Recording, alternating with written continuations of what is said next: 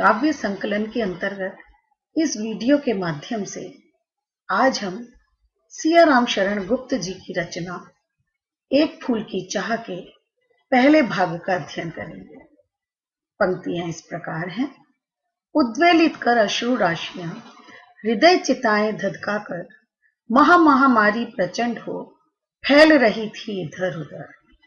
क्षीण कंठ मृत वत्साओं का करुण रुदन दुर्दांत नितांत, भरे हुए था निज कृश रव में हाहाकार अपार शांत।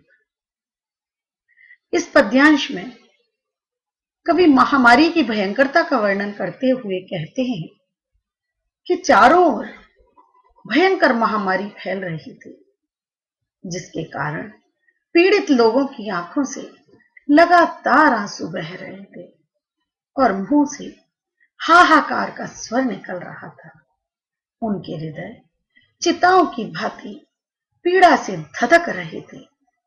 अपने बच्चों को मृत देखकर उनकी माताओं के कंठ से अत्यंत करुण विलाप निकल रहा था।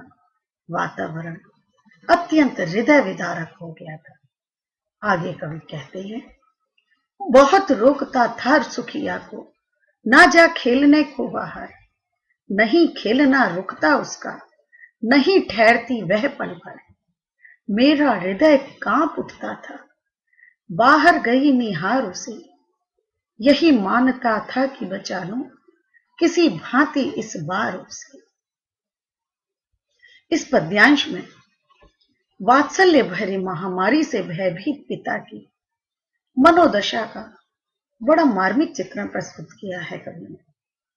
सुखिया का पिता कहता है कि मैं सुखिया को बाहर जाकर खेलने से बहुत रोकता था, परंतु वो इतनी चंचल और हठीली थी कि एक क्षण के लिए भी घर में नहीं ठहरती थी। उसकी चंचलता को देखकर मेरा हृदय कांप उठता था।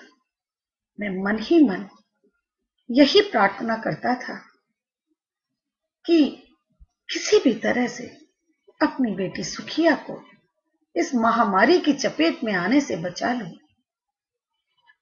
पिता बच्ची को मृत्यु से बचाने के लिए विवश है और इन पंक्तियों में कवि ने पिता की बच्ची को मृत्यु से बचाने की इस विवशता और तत्परता को ही इन पंक्तियों में व्यक्त किया है।